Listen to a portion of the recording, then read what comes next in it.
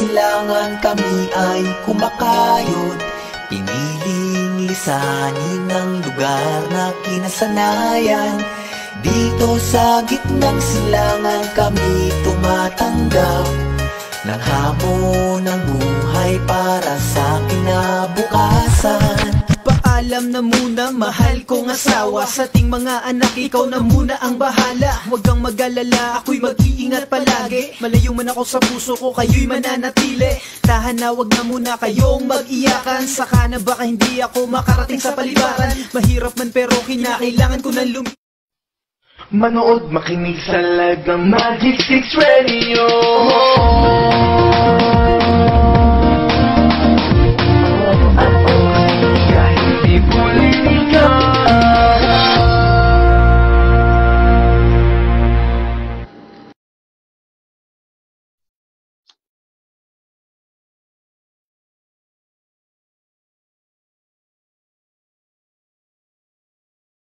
Okay, magandang gabi po, magandang hapon, magandang umaga sa ating lahat. Sa lahat po ng mga sumusubaybay sa Magic 6 Radio. At samahan niyo po kami dito sa ngayong hapong ito at makipanayan po kayo, mag-comment po kami. Kung may mga katanungan po kayo, mag-comment lang po kayo sa aming comment section. Ako po si Dr. Lab, ang inyong lingkod sa Magic 6 Radio.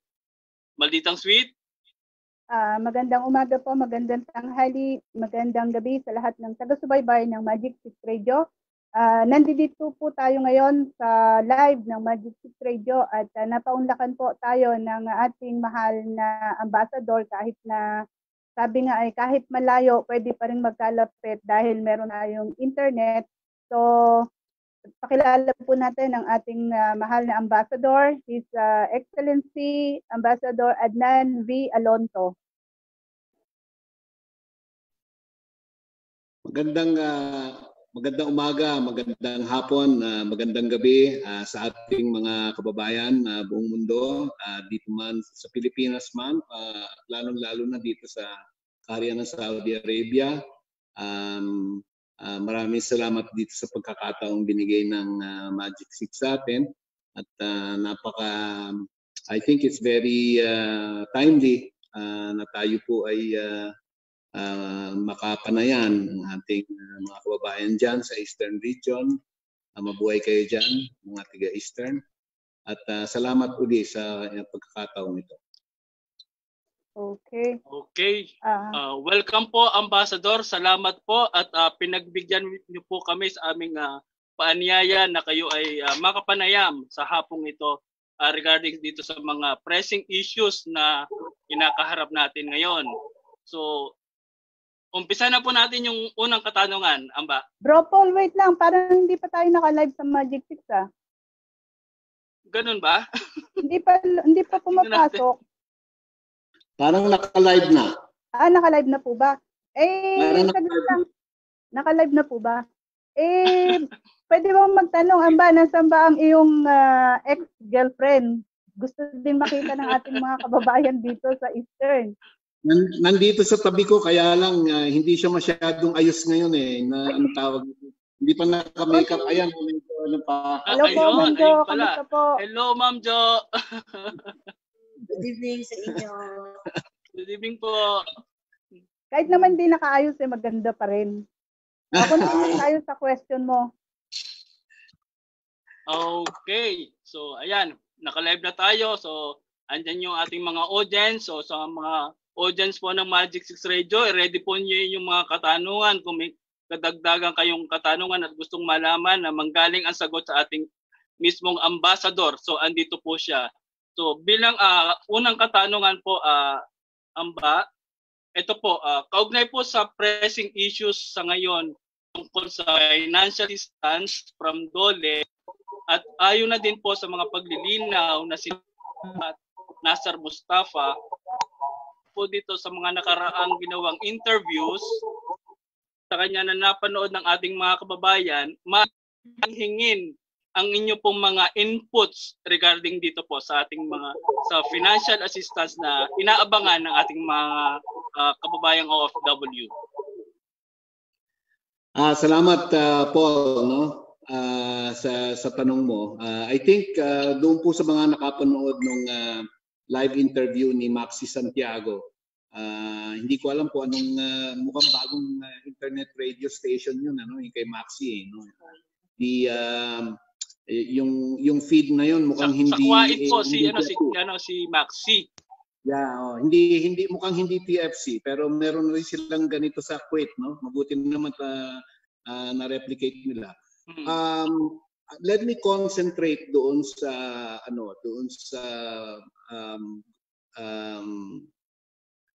desisyon ng gobyerno upang magbigay ng assistance sa ating OFWs, no?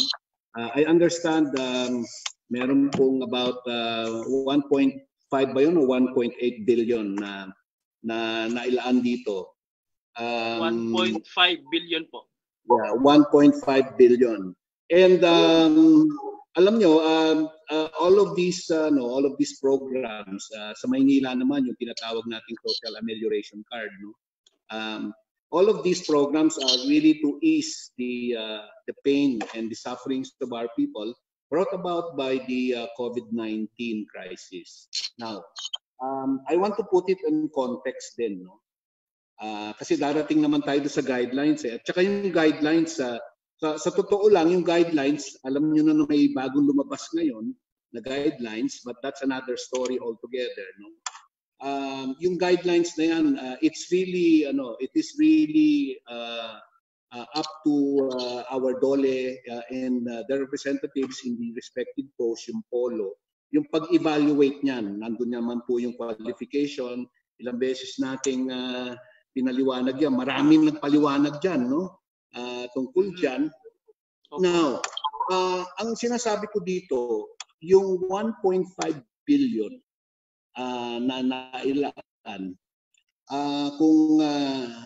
kung tayo ay if we will heed the call of a lot of our OFWs na nakikita sa social media, ipagpalagay natin na ang overseas, ang OFWs ay sabihin na natin nasa 9 million. Nasa 9 million, no? Sabihin na natin na 9 million yung ang OFWs natin scattered all over the world. Kasi ang panawagan is sana all, di ba? Sana all. Yes. Biro mo kung sana all yon at 10,000 each, you're talking about 90 billion pesos. 90 billion pesos kung bibigyan lahat. Yes. No? Lahat. Now, the question is, can we really afford to give 90 billion worth of money to all our OFWs? I give you the short answer, no. Hindi natin kaya. Hindi natin kaya. And yung 90 billion, exactly, yung 90 billion might probably consist of the entire trust fund handled by OWA. Now, is it fair na halimbawa gusto ng OWA ipamahagi ang 90 billion? Hindi naman tama yun kasi ang OWA, yung mandate ng OWA is something more than what we are suffering right now, no? Ang OWA, mandate ng OWA is to take care of the welfare of our OFWs, you know, now and after maging ano siya, pagkatapos niyang ma-sustain at magamit yung productive life niya. Now, in short, ang sinasabi ko dito, we are operating under finite resources. We are operating under finite resources. Now, let's go to the guidelines, no? Let's go to the guidelines kasi yun yung matinding mainit na issue itong nakaraang linggo. If you will notice dito sa bagong guidelines, medyo mas inclusive, no? Mas inclusive in the sense that mas madali nang magtala ng proof doon sa loss of employment. As a matter of fact, nakalagay doon the wording is parang self-declaration yata. In other words, self-attestation na okay, kahit yung sarili mo sabihin mong I attest na nawalan ako ng trabaho because of COVID-19, that is already sufficient. Right. That is already sufficient. Yes. Hindi ka na pupunta doon sa kusino man. Ano? So, and then meron pang provision doon na kung inattest yung pagkawalan ng trabaho mo by a anong tawag to, employees, whatever, yung association, Yes. self-undertaking pala is the word, no? Self-undertaking. So in short, ang suma total po nito, and I will not explain too much kasi masyado mahaba yan, and it's better for Polo to explain kasi this is the program of the Department of Labor and Employment. Labor and Employment. Hindi ko sinasabing hindi ako taong gobyerno. Taong gobyerno ko, but they have the expertise. Sila yung nabigyan ng briefing diyan tungkol doon hinggil sa pag-evaluate. And therefore, mas magaling siguro kung itanong natin sila. Kasi kahit ako, may tanong ako sa self-guidelines. Anong ginagawa ko? Tinatawagan ko si Labat Mustafa. Labat, ano ba to? Ano ibig sabihin ito? Ganun din ako, no? So I'm just like anybody else na I try to clarify also. But the new guidelines now is that it's already inclusive. Yung mga no work no pay, nakasuffer ng no work no pay under this crisis may now be able to be included there. Now let's see. There are two aspects here, no? Yung qualification mo. Yung qualification mo, sige, naging inclusive. Hindi na naging discriminatory. Diba? If you will agree, hindi na less discriminatory na kasi mas marami nang pwedeng mag-qualify. The other aspect that, mga kababayan ko, is kung magkano yung nailaan. No? Kung magkano yung nailaan. It's 1.5 billion. Oh. Question, is it enough? Is it enough? No. Answer, it may not be enough. It may not be enough. Now we now go to the next question. Sa akin lang yung let's go deeper into the issues, hindi yung nakikita lang tayo kung saan yung naririnig natin minsan. Speculation. Masakit din yung ibang sinasabi ng mga kababayan na sinasabi pa ng mga ibang kababayan na baka ibulsa lang yan, no? Baka ibulsa lang yan. So minsan masakit yung ganun, lalo na kung ang magiging nasa receiving end ditong mga patikos na ganito, yung pinapakit daw, yung mga public servants na kagaya ni Labat Ray Conferido na who is already retirable. Hindi niya kailangan yung posisyon niya diyan sa Eastern. I know personally, nakita ko and I've looked into the eyes of the guy and he seems to be a very honest guy and very dedicated, halos hindi matulog. And then sasabihan mong pinapakit yung pera. So minsan hindi naman siguro tama that at this point in time where we're supposed to be united, then we question each other's patriotism. We question each other's integrity. Na wala pa, no? By the way, yung pera na nakalaan dito has just been transmitted. Ngayon ang problema nga din ni Labat Conferido diyan sa Eastern Region is that may problema siya dun sa bangko. Kasi yung bangko medyo nagkamali yung pangalan bank account at yung pa nga inaayos ko through me kasi nandito sa Riyadh yung bangko na yon. But anyway, may time siya kasi may 5 days evaluation period naman. Now, so suma total, it's not going to be enough. Now, ako nga sabi ko, I have compared the efforts that were being exerted by the other labor sending countries. Yung mga labor supplying countries like India, Pakistan, Bangladesh, Sri Lanka, Nepal. Yan. Meron ho kaming forum. Meron ho kaming lahat ng ambassadors ng mga countries yan. Now, we sit down together every now and then and we compare notes. We compare notes. Alam niyo po ba, tayo lang ang merong ganyang programa. Tayo lang. Tayo lang. On top of yung mga food assistance na pinipilit nating maipamigay, which right now is a really big challenge. Dahil lahat ng labor supplying countries ay humingi ng special permit sa MUFA na hindi lang ma-exempt yung mga taong kailangan ma-exempt sa curfew. Kung hindi payagan sila, pumunta outside of their districts. Kasi ngayon, yung lockdown natin, hindi ka pwedeng lumabas sa distrito mo para bumili ng pagkain. Yes, so, tama po. Ganun nga po ang problema natin, lalo na yung OFW na gustong lumabas, pero may permit, may sila, hindi sila makalabas ng, halimbawa sa damam ko, so hindi po sila labas makakubar at ma-check sila yung place of doon lang, bakit ka andito sa kubar. So it will be, kahit po sa aming gusto mag-volunteer, so mahirap din. So kung volunteer naman kami, dito po sa kapit sa amin. Yes.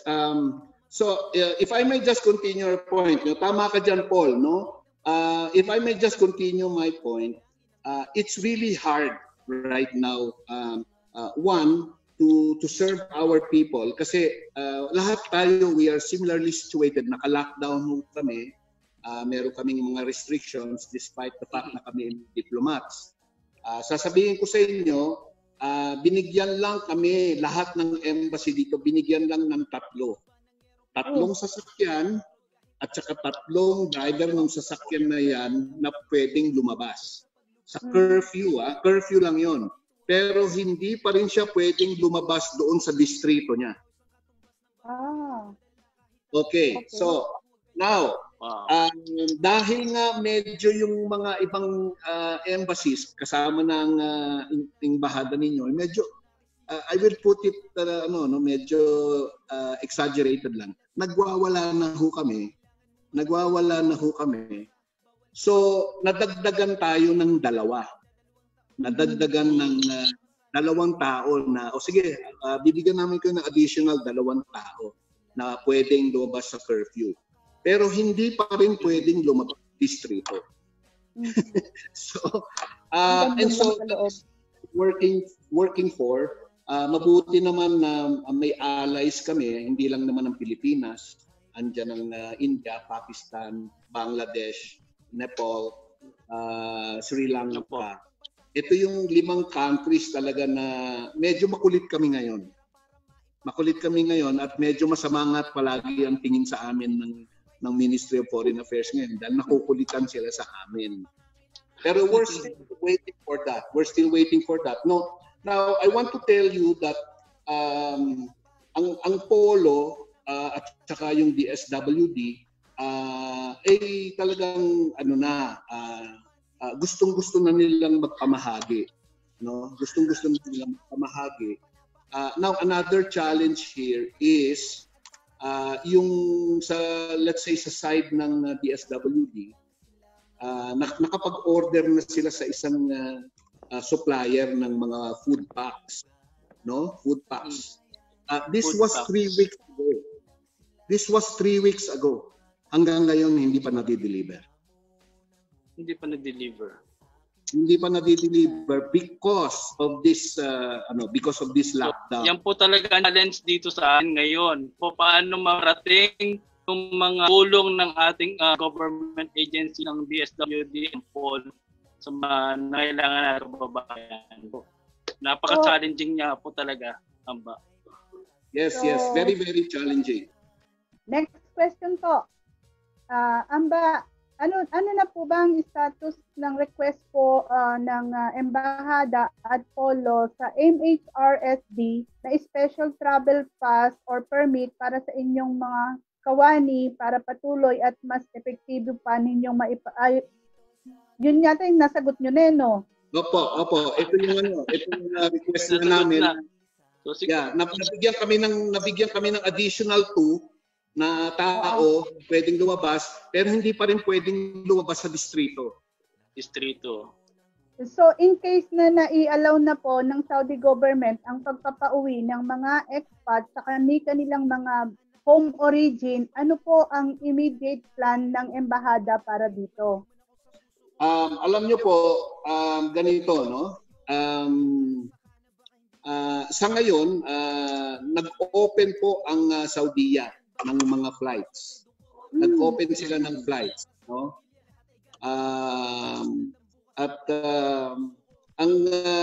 Ang makakasakay siyempre dito, yung may mga yung meron ng mga exit visas, no?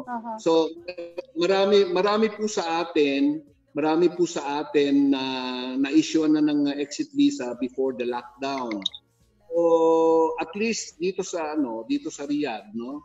Nakalipon tayo ng listahan nung ready to go na ready to go. Kasi wala naman pinipigilan ng ang gobyerno ng Saudi Arabia na umalis ka kung may exit visa ka. Ang problema mo is wala kang flight. Oo. So ngayon,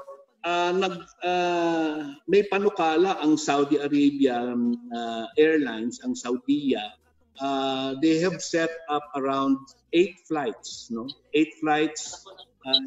May hindi pa po masyadong definite yung mga dates niyan, pero ang makakasakay diyan yung may mga exit visas.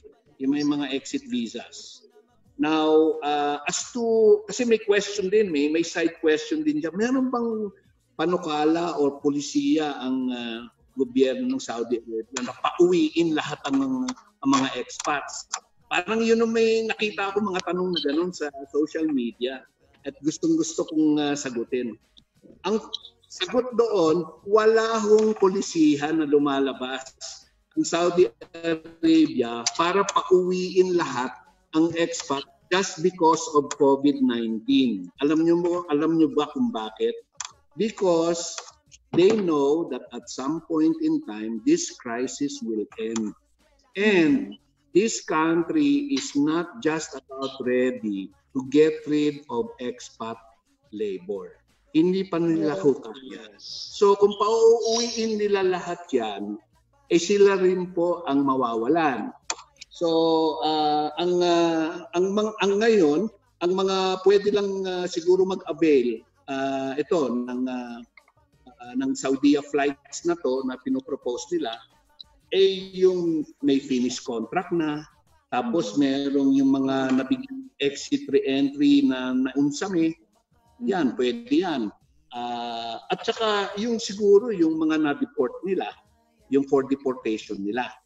Yun ang siguro mga large classes of people. Now, I'd like to tell you na ang embahada since 2 weeks ago pa has been negotiating with our own airlines, ang Philippine Airlines, Ampal, na kung pwedeng magpadala sila ng eroplano dito at wino-work out namin yung landing rights nila. Kasi ngayon, since sarado ang airport dito, kung gusto mo magparating ng eroplano, kailangan mo mag-apply ng landing right. Yes. Naka-request na po niyan kami actually 2 weeks ago pa.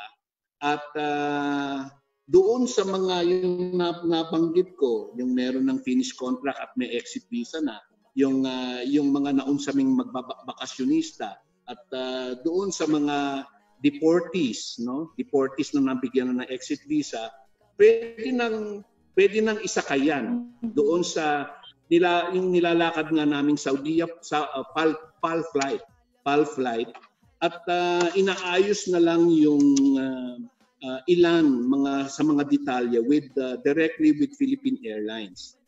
Pagka nasabi na ng Philippine Airlines na okay, ito na yung schedule namin, yun isasubmit na namin yun sa Ministry of Foreign Affairs para makakuha tayo ng karampatang landing rights dito. At hindi lang isa yan, pwedeng depende yan doon sa number of workers natin ready to go na may exit visa na. Yun ang pinapaano natin. Gusto namin kasi, PAL, kasi unang-una mas mura. Mas mura. Mas mura talaga. Malayo, Yes, halos tama po. kalahati. Tangkilikin ang sariling atin. Yun na nga, kung meron din namang kikita, di sana di kumita na lang yung ating airlines, no? Yes, tama po yan. Sila. At saka secondly, mas madali silang kausap. Mas madaling kausap, mas madali yung pakiusapan. Wag ganito yung oras, ganito, medyo anuhan mo. Ang ano lang namin dito sa Saudi Arabia, ang gusto nila is that magpaalam tayo, yung landing rights, at saka isa pang challenge dito pagka tayo magpaparipat. Special permit pa po yung mga bases na sasakyan ng mga aalis. So medyo komplikado po at I'm happy na yung ating polo at embahada ay nagtutulong-tulong pagdating sa effort na to, no? Kasi hindi ho madali. Hindi ho madali ho talaga kasi aming permit na kailangan. Yun po kasi yung hindi naiintindihan ng iba nating kababayan. Ang akala nila, ayaw lang silang pauwiin ng polo or ng embassy. So, nagtatry kami ng best namin na explain sa kanila na hindi polo or embassy ang ayaw magpa-uwi at ayaw magpa-landing dito kung hindi ang mismong gobyerno ng KSA. Tama po yun. At kung maidagdag ko lang, meron pong requirement ang ating gobyerno. Hindi lang po yung bigla kayong susulpot sa Manila, sa Manaiya. Hindi ho ganon. Kasi po, ang requirement po ng gobyerno natin ngayon, lahat ng darating magmula sa mga bansa na apektado ng Covid-19 at halos lahat na po yan, no? Halos lahat na po yan ng bansa sa buong mundo, ay mandatory po yung quarantine requirements. In short, hindi ho kayo makakauwi kagad. 2 linggo muna kayo dun sa quarantine facilities na inihanda ng ating gobyerno. At isipin nyo naman kung mag-uuwian tayong sabay-sabay. Kung halimbawa umuwi tayo 1,000, isang buong araw. Kawawa din naman po yung ating mga kababayan doon sa airport na sumasalubong doon. Nandun ang DOH, nandun ang DFA, nandun ang DOLE, OWA, at other government agencies, DOTR. So it's really very complicated kasi hindi lang basta-basta na pwede sasakay ka ng eroplano. Meron ho kaming requirements ngayon na bago kayo magpaalis ng tao, kailangan within a certain period of time, magsasubmit kami ng listahan kasi re-repasuin pa nila yan titingnan nila yan. Tiga saan ba yung mga yan? Kasi kung kayo, tiga Mindanao kayo, wag ho kayong mag-expect na makakasakay ka ng eroplano papuntang Mindanao. Doon muna kayo sa Maynila. So, kailangan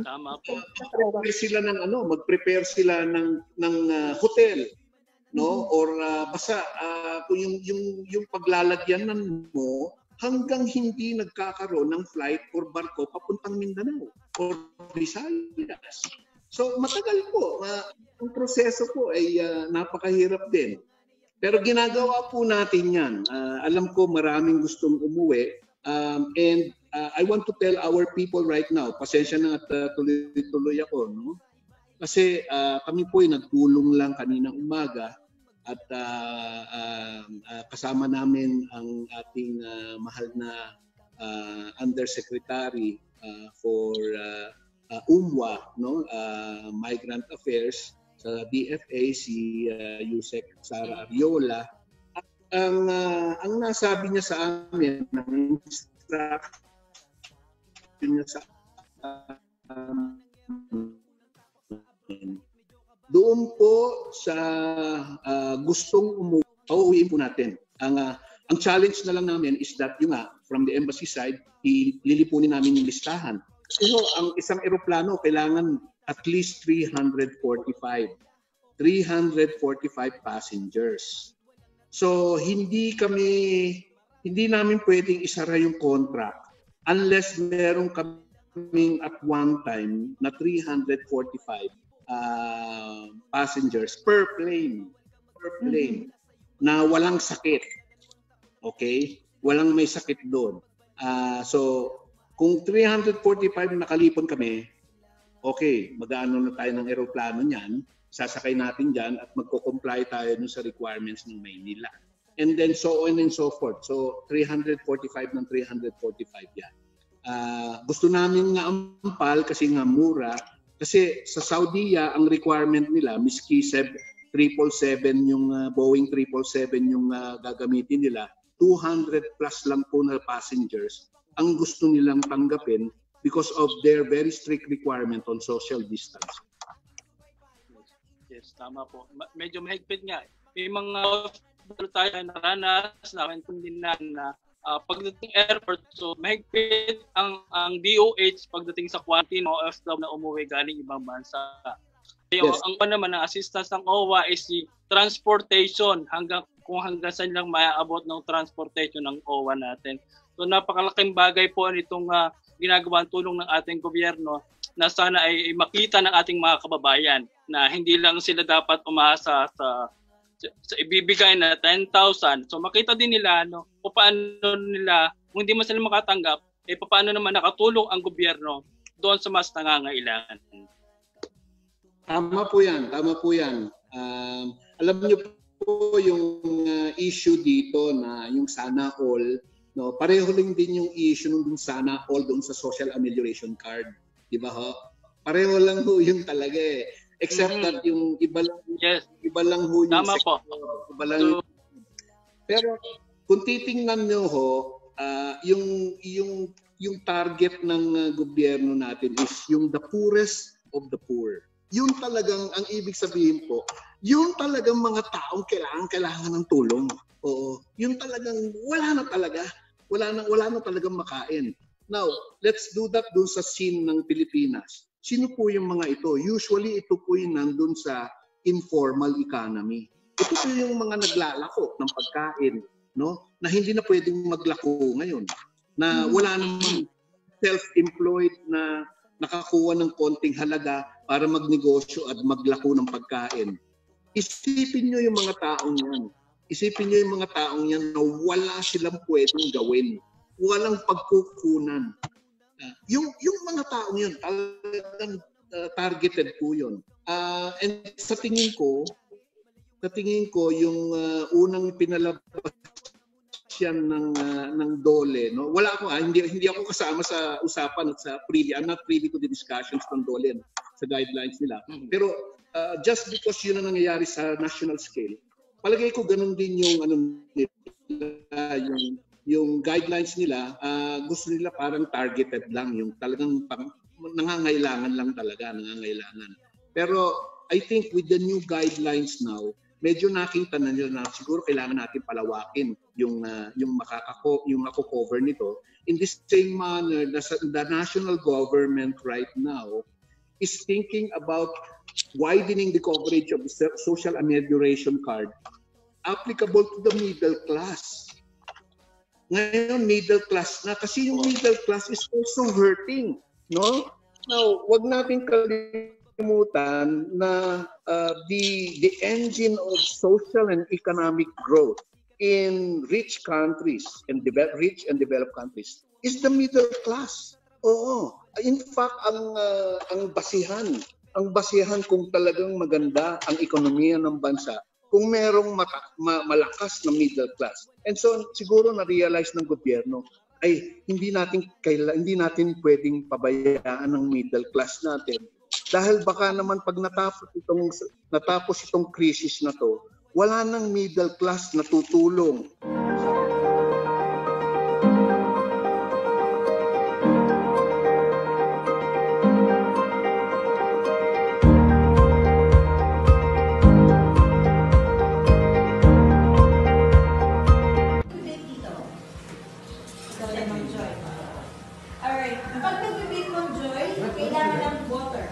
Isn't it? Kailangan ng oil, egg, milk. Okay? Tonight po, I'm not going to use water and I'm not going to use oil. Paano kaya ako makakapag-oil? Itlog lang sa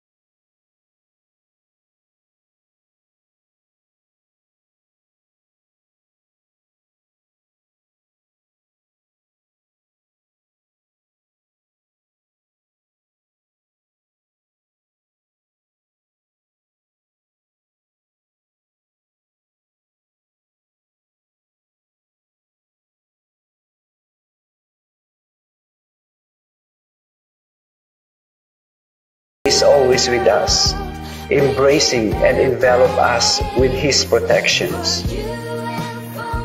Faith must reign rather than fear. We must believe in Him, for He is alone our Savior and our Protector. Stay strong, keep forward with no fear. Every trials will be put to an end. Amen. Okay. Kami po ay nagbabalik at atin pong kakapanayin ulit natin ang ating mahal na ambassador. Amba, nandiyan ka ba? So, Nandito ako. May kasalukuyan daw po bang programa ang embahada para sa monitoring ng mga kababayan po natin na nagpositibo sa Covid-19 virus?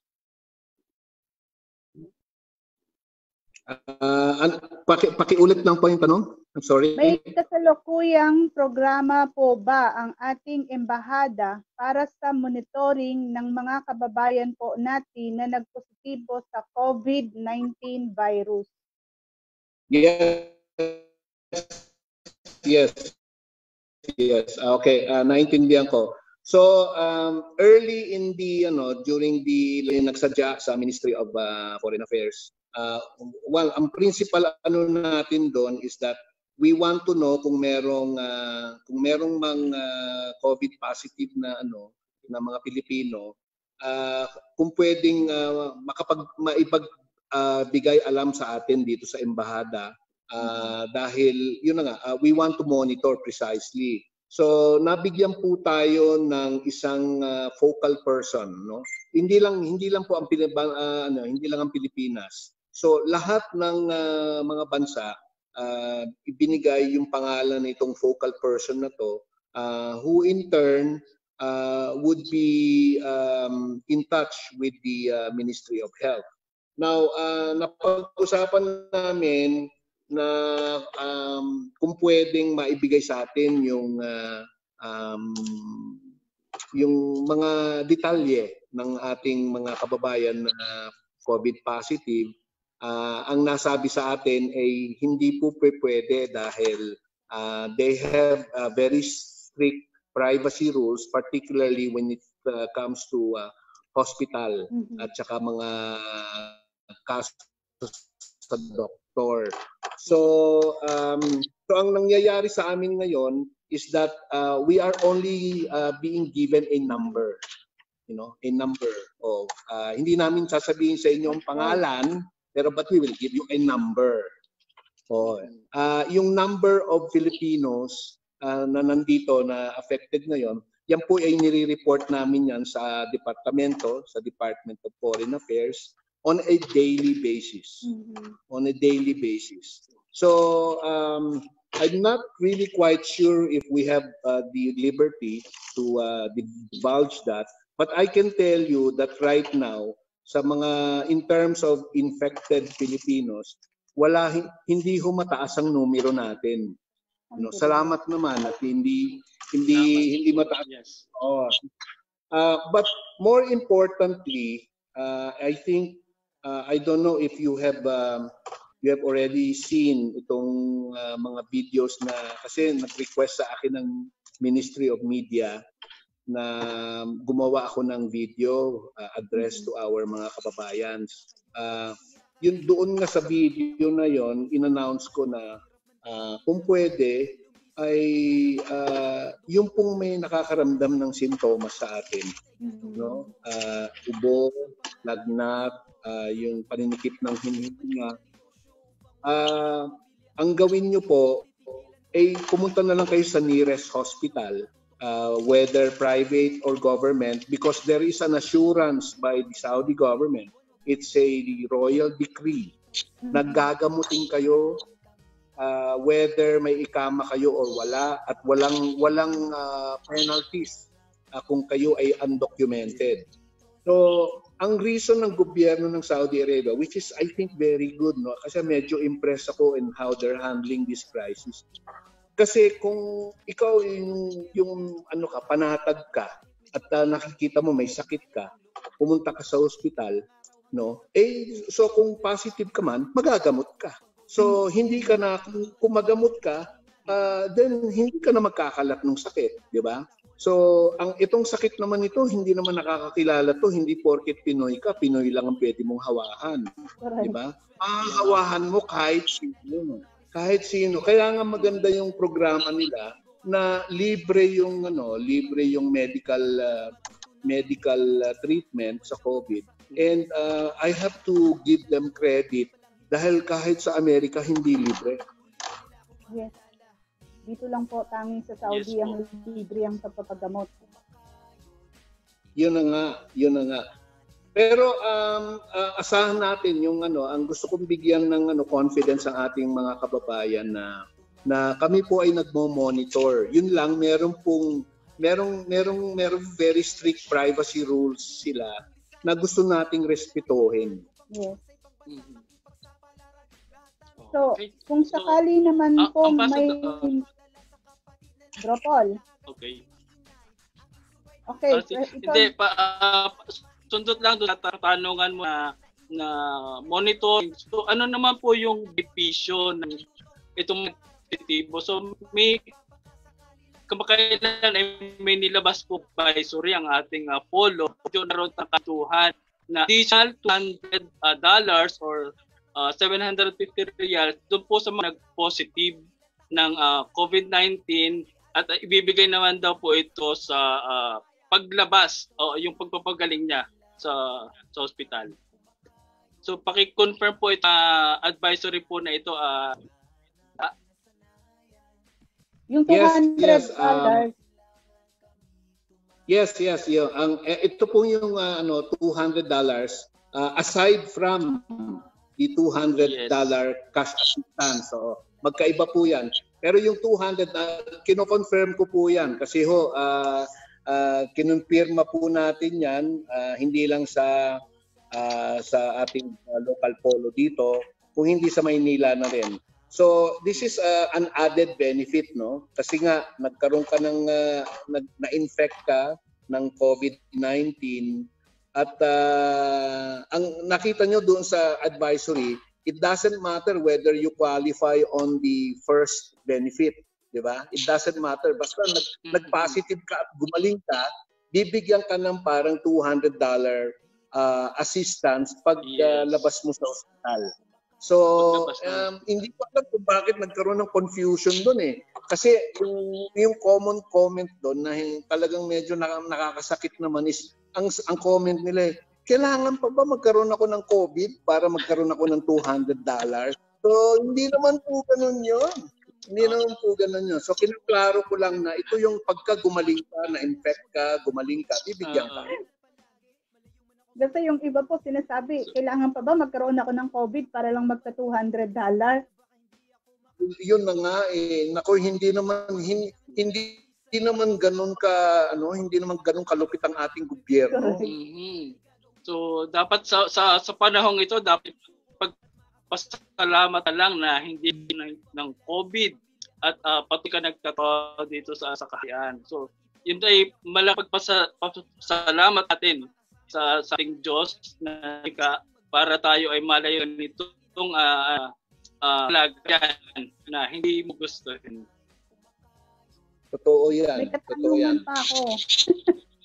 Amba, kung sakali naman pong may maging paglabag na magawa ang sinuman sa mga kababayan nating OFWs laban sa kasalukuyang mga batas at panuntunang inilabas ng Saudi government patungkol sa Covid19 pandemic, ano po ang posibleng maging reaction at tulong na maipapaabot ng ating embahada para sa kanila?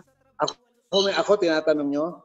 Ako siguro, ang first reaction siguro magagalit ako, parang tatay. Siguro mapalo ko kayo. Papaluin ko kayo talaga. Yes. Ngayon, ito na nga yun. Parang ako, bilang isang ama, siguro magagalit ako. Magagalit talaga ako. At sagana kung pwede ko kayong paluin at papaluin ko kayo talaga. Pero dahil bilang tatay, ako yung tatay nyo, hindi ko naman kayo pwedeng pabayaan. No? Kung kayo ay kinulong, di as usual, tutulungan namin kayo. Kasi this becomes a assistance to national case, di ba? So, kaya nga yung panawagan ko, paulit-ulit, sa ating mga kababayan. So, alam nyo, in fairness, wala akong masyadong Pilipinong talagang pasaway dito. Hindi kagaya nung nandun sa Pilipinas. Kaya awang-awa ako sa presidente. Awang-awa talaga ako kay presidente. Ako I can say with all honesty na I'm very happy with how the Filipinos are behaving here in Saudi Arabia. Sana po maging huwaran ang ating mga OFWs dito sa Saudi Arabia at gayahin naman ng mga kababayan natin nasa Pilipinas. Kawawang-kawawa na po si Presidente. But anyway, kaya sabi ko, papaluin ko muna kayo, pero aakuin po rin kayo. So may question pa po. Ano po ang makikita ninyong posibleng magiging implikasyon ng kasalukuyang sitwasyon sa mga labor-related na mga usapin ng ating mga kababayang OFWs na hinaharap pagkatapos pong bumalik na sa normal ang sitwasyon natin dito sa kaharian? Magandang question yan. Alam niyo po, the last time the world has experienced this kind of pandemic in this magnitude ay yung 1918 Spanish influenza, no? Kung saan I don't think na all of us here were old enough to live that day, no? Pero nung panahon na yon, nung mga panahon na yon, 50 milyones na tao ang namatay doon sa pandemic na yon. 50 million po. Now, that pandemic lasted for 3 years. 3 years po ang yung pandemic na yon. So, nakita niyo naman sa awa ng Diyos, nabuhay naman po at nakaalpas ang maraming bansa.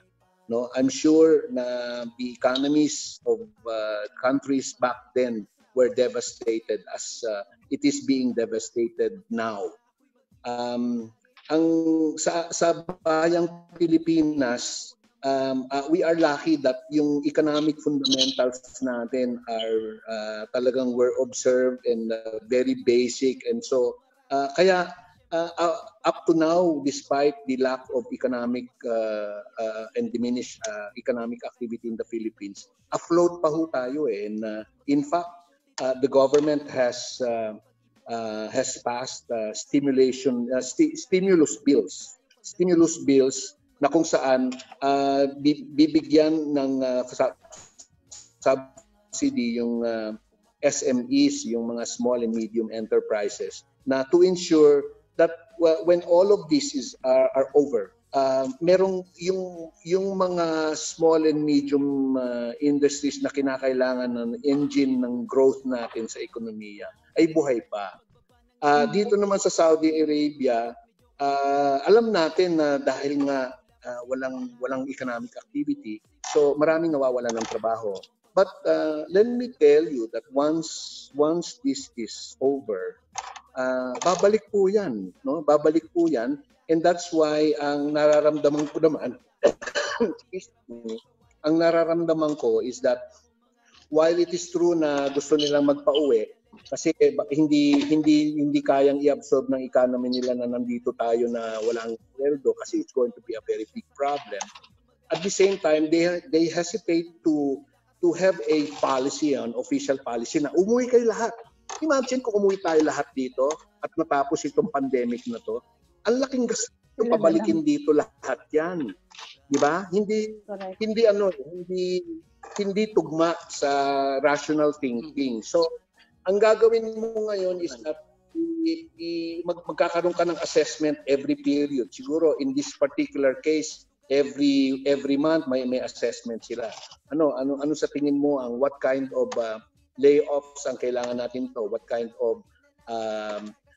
of policies ang gagawin natin pagpapauwi, di ba? Pero hindi mo pwedeng sabihin pauwiin lahat. Hindi pwede. Hindi kaya. Because this country hindi realistic na pauwiin lahat. Yes, with its vast richness and power, economic power, hindi kaya on its own without expat work. So gusto ko lang manalig tayo sa sarili natin, no? Manalig tayo sa sarili natin that sana sa tulong ng Panginoon matapos na nga ito. Because I think countries, the economies of countries will go back and not the way it used to be. Medyo may pagkakaiba na yan kasi alam nyo magbabago ang mundo pagkatapos nito eh. Marami din magbago kasi ngayon, for example, ang US ngayon, nakita nila yung weakness ng US ngayon. Kita mo, sila yung hindi nila makontrol. Yes. Hindi nila makontrol. Ngayon, nakita mo may mga bansa naman na lumabas na ang ganda ng pag-handle nila. One of such country is Saudi Arabia. Talagang sunod lahat, no? Sumusunod ang mga tao. And therefore, ito yung mga bansang ito. By the way, ang Saudi Arabia ang chairman ngayon ng G20, no? Ito yung grupo ng mga bansa na malalaking ekonomiya. So malaki yung say nila. Malaki yung say nila doon sa mga mayayamang bansa. And therefore they are a driving force also in the maybe in the aftermath of this pandemic. Ang Saudi Arabia po ay isa sa mga bansang pakikinggan, no? Pakikinggan kasi they have something to show for it dahil medyo successful yung paghawak nila ng pandemic nila. At hindi naman talaga sila nalugmok sa kanilang ekonomiya dahil nakapag-isip sila ng mga measures no. For example, yung ano nila, yung oil industry nila, although lugin-lugi sila ngayon, somehow I think kung hopefully kung matapos itong taon nito at matapos itong pandemic nito, I don't think they will be in such bad condition na tingin ko makakabawi pa sila. Ngayon yung sa akin yung sa Pilipinas naman, I think yung ginagawa ng ating gobyerno ngayon na tulungan yung middle class is a step in the right direction because we cannot neglect our middle class. Dahil pagkatapos nito, when all of this are over, yung middle class natin pa rin ang magli-lead the way to economic recovery. So, manalig tayo sa Diyos, in short. Manalig tayo sa Diyos, and I'm very confident na makakaalpas po tayo sa tulong ng Panginoon Diyos. May tanong po dito galing sa wall ng Magic 6. Magandang araw po sa inyong lahat. Gusto ko po sana makasama sa mga uuwi ng Pinas.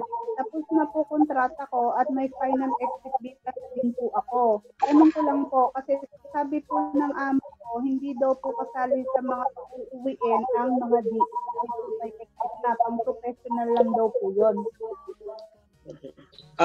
Pwede po umuwi yan. Pwede po umuwi yan. Ang suggestion ko sa kanya, magsadya po sa teka muna, magano tayo ng magsadya po sa polo, no? Depende ko saan siya. Kung nasa Riyadh siya, magsadya po sa Polo Riyadh. Ang number po is 050-285-0944. Ulitin ko. 050-285-0944. Kung siya naman ay nasa Eastern Region, wala tayo dyan. Teka, wala tayo Meron po kaming mga number. Popost po namin mamaya. Please, lang po. Kasi kung may exit visa na siya at tumawag siya sa Polo, para natin ma-add natin siya doon sa na pwede nang umuwi. At tayo po ay nakikipagtulungan at nakikipag-ugnayan sa Philippine Airlines kung hindi available ng Philippine Airlines sa Saudiya para masama na siya dun sa listahan. So, kay Jocelyn po, from Jocelyn, sabi niya po, kung ang passport ko po ay expired na ng 1 taon pero finish contract na po ako, paano po ako makakauwi? Finish contract na po siya? Tapos, pero expired po ang kanyang passport ng 1 taon. Expired. Ay, ganon. Travel document lang po yan. Travel document. Pagka expired yung passport mo at pauwi ka, walang problema. I-issuean ka namin ng travel document. Sabi naman ni Fernando Lab, I love you, Tatay Adnan Alonto. Ingat po kayo palagi. Pinapanood ko po kayo dito sa Dammam, Saudi Arabia. Yes. Ako, maraming salamat. Maraming salamat sa inyo. Bakit ba yan? Tagot naman pala eh. So, ano pa, Brother Paul, may question ka pa ba? Hindi. Tanong ko lang, kung are we expecting any amnesty na pwedeng ibigay ng Saudi government para sa mga illegals? Sometimes amnesty. Amnesty ba? Amnesty ba ang sinasabi mo? Opo. Okay, yes po. Okay. So, alam nyo, naging reaction po yan sa Kuwait, di ba? Nagkaroon sila ng amnesty doon early on in the pandemic. It's probably it's an option that could be taken, no? Hindi ko sinasabing mangyayari, but if I were them, no, kung ako sila, kung medyo humaba pa tong crisis na to, at kailangan talagang magbawas at kailangan kasi kung nandito yung mga expat mo na gutom, imagine, no, meron kang ang mga Pilipino ngayon dito, we are 937,000 more or less, no, more or less. Imagine kung gutom lahat yan, di ba? Paano mo i-control yan? So, in the case of Kuwait, nag-ano sila ng amnesty at saka sinagot pa nila yung mga eroplano, no? Napaka generous, no? Pero try to consider that Kuwait is a very small country, no? It's a very small country. Walang pwedeng masyadong takbuhan doon, no? mahirap kung let's say merong ilan ba mga Pilipino doon? Mga 200,000 plus. Oh, sabihin mo na lang na merong 50,000 na mga gutom doon. Na mga tao gutom, galit, 'di ba? Mahirap i-control 'yun. Mahirap control 'yun lalo na maliit na bansa ka. So, you have to consider that. Ngayon dito sa tingin ko, and my opinion is hindi ko sinasabing mangyayari. My opinion is siguro pag humaba pa.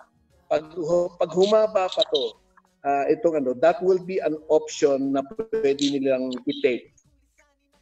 Dahil mas madali nilang mapapauwi yung mga expats. Hindi lang tayo mga Pilipino. By the way, gusto ko lang malaman na ninyo na yung doon sa yung nag-finish contract na at saka yung kailangan ng travel document, tumawag lang po sa hotline ng embahada sa Riyadh, 056-989-3301. Ito po ang hotline ng ATN sa Riyadh, 056-989-3301. Okay. So yun nga, yun daw mga D8, yung pong D8 pwedeng umuwi at contact lang po sa Polo. So Brother Paul, siguro ay hingan na lang natin ng konting mensahe ang ating ambassador at si Ma'am John na din, ang dalawa. Dahil, sige, bago muna tayo magpaalam. Tama niya na si Ma'am Jo. Yes. Hingan natin ng konting mensahe. Ayan o. Hello. Ayun, si Ma'am Jo. Message si Ma'am Jo. Si Ma'am Jo, message. Sa mga kasama natin. Sige, pakiusap lang ho. Let's just count our blessings kasi kahit pa paano po ay nakakatulong naman ng gobyerno. Paunti-unti lang po, yun lang po ang kaya natin. Sa matitigas ang ulo po. God bless you po. Okay, salamat po Ma'am Jo. Salamat po and God bless you din po. Kay Amba naman, mensahe po sa ating mga kasama. Maraming salamat. Unang-una, maraming salamat sa Magic 6, sa iyo Amira, kay Paul. Paul, bakit hindi ko maintindihan kung bakit may friend request ka? Parang mag-friend na tayo. In-unfriend mo ba ako? Hindi po, nawala yung isa kong book. Nawala po. Nawala. Natatakot akong kaya po may second request po. I see. Kaya natatakot akong i-accept yun kasi alam niyo na yung mga nagko-clone ng account. Diba? Kaya nga po. So, account mo yun, Account kahit nga yung mga classmate ko nagko-clone muna. So sabi ko nga, it's either na-clone account ito or in-unfriend ako ni Paul. Ay, ang lakas ng loob niya, no? Anyway. Kung mangyayari. Anyway, thank you Paul, Amira, again, Magic 6, sa lahat ng bumubuo ng inyong organisasyon. Ako po ay very humbly nananawagan again sa ating mga kababayan na kung pwede sumunod po tayo sa mga panuntunan ng ipinatutupad ng ating host government. It's important yung social distancing and lockdown yung po ang nakikita nating the only solution to stop this virus. Kasi kung walang lalabas, walang kakapitan ng virus at yung virus na yon mamamatay natural death kung wala siyang mapagbabalinan. So yun ang reason kung bakit hindi tayo pinalalabas ng bahay. So when all of this crisis is over, tayo na lang po ulit. Alam nyo, tayo ulit ang magkikita no? Inshallah, hindi ako magkasakit. I am still healthy na pagkatapos itong crisis na to. Tayo rin po ang magtutulungan. So, kagaya ng unang panawagan ko sa ating mga kababayan, magtiwala po tayo sa isa't isa. We have no other way but to trust each other. And ito po yung mga panahon na dapat nagkakaisa tayo dahil ito po sa tingin ko in our lifetime would be the greatest challenge in humanity. Dito po, in this crisis, we will see the worst of us and the best among us. And I would like, as much as possible, for all our kababayans here in the Kingdom of Saudi Arabia, na makita natin, let's bring the best in us. Ipakita po natin yung karakter natin, at hindi po importante na nakikita kayo sa social media o kayo nagla-live or something like that, no? Alam niyo po ang ibig sabihin ng karakter. Ang karakter po is doing the right thing even kahit when walang nakatingin. Yun po sana ang pairalin natin sa sarili natin, because in the end tayo lang din po ang magtutulungan. Kaya panawagan ko sa mga Pilipino, tayo po ay magkaisa. Ang gobyerno po ay limitado ang resources ng gobyerno, pero sisiguraduhin ko sa inyo, taus-puso po kami tutulong hanggang sa makakaya natin, at hindi po namin ipapangundangan ito o ipagyayabang itong ginagawa namin. So ano lang po tayo, sana all magkaisa. Yes, sana all. Yes, sana all po, Amba. So maraming salamat po, mahal na ambassador. Maraming salamat, Amba. And also nanonood po ang ating labor attaché, si Labat Ray Conferido. Nanonood po siya. Hello, good evening po, Labat Ray. Ingat po parati. Accept mo na rin yung request ko. God bless po. Sana po ay, sabi nga ni Amba, be united. Okay. Salamat po. Thank you po. Thank you po, Ma'am Jo. Magandang gabi po. God bless po. Thank you, Amba. Bye. Bye-bye po. Salamat po. Salamat po. Bye. Dito sa gitnang silangan kami ay kumakayod, piniling lisanin ng lugar na kinasanayan. Dito sa gitnang silangan kami tumatanggap ng hamon ng buhay para sa kinabukasan. Paalam na muna, mahal kong asawa, sa ating mga anak, ikaw na muna ang bahala. Huwag kang mag-alala, ako'y mag-iingat palagi. Malayo man ako sa puso ko, kayo'y mananatili. Tahan na, wag na muna kayong mag-iyakan. Saka na baka hindi ako makarating sa paliparan. Mahirap man pero kinakailangan ko ng lumisan. Baka sakali ang swerte doon ko mararanasan. Siyempre para sa pamilya, lahat ay gagawin ko. Mabigyan ng magandang bukas ang panganay at bunso ko. At makapundar man lang kahit isang maliit na negosyo, upang wala na sa pamilya ang magsakripisyo. Titigilan ko ang bisyo para lang makapag-ipon. Hindi ako matutokso sa iba ay lilingon. Magkakasama din ulit tayo pagdating ng panahon. Magbilang ka lang ng buwan, wag mong bilangin ang taon. Dito sa gitnang silangan kami ay kumakayod, piniling lisanin ng lugar na pinasanayan.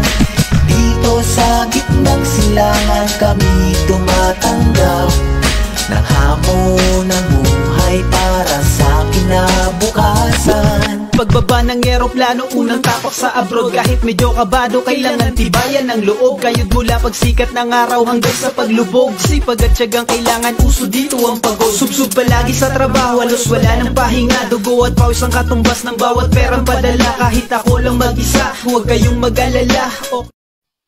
Manood, makinig sa live ng Magic 6 Radio.